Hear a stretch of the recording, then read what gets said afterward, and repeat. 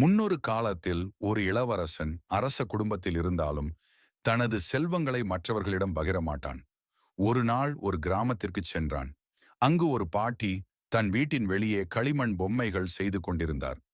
இளவரசன் அவரிடம் ஒரு பொம்மை வாங்கினான்.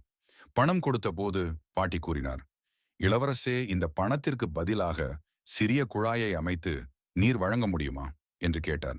இளவரசன் சிரித்தான். என் அரண்மனையின் தண்ணீரை பகிர்வது என் பொறுப்பல்ல. பாட்டி கூறினார், இன்று தாங்கள் எடுத்த அதே பொம்மையை உங்கள் தந்தை ஒரு முறை வாங்கினார். நான் ஏழ்மை நிலையில் இருப்பதைக் கண்டு எனக்கு ஒரு வருடம் முழுவதும் போதுமான உணவுப் பொருட்களை வழங்கினார். அவருடைய கருணை எனக்கு இந்த குரலை எப்போதும் நினைவுபடுத்தும்.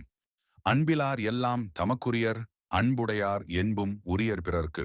அன்புடையவர்களுக்கு தம் உடைமைகள் மட்டுமல்ல, பிறரின் நலனும் முக்கியமாக இருக்கும். இது உன் தந்தை பழகிய வாழ்க்கை. அந்த வார்த்தைகள் இளவரசனின் மனதை தட்டின. அவன் உடனே தன் தந்தையிடம் கூறி கிராமம் முழுவதும் குடிநீர் வழங்க ஏற்பாடு செய்தான். திருக்குறள் இப்போது அர்த்தமுள்ள படங்களுடன். மேலும் டீட்டெயில்ஸ்க்கு எங்கள் பேஜை ஃபாலோ பண்ணுங்க.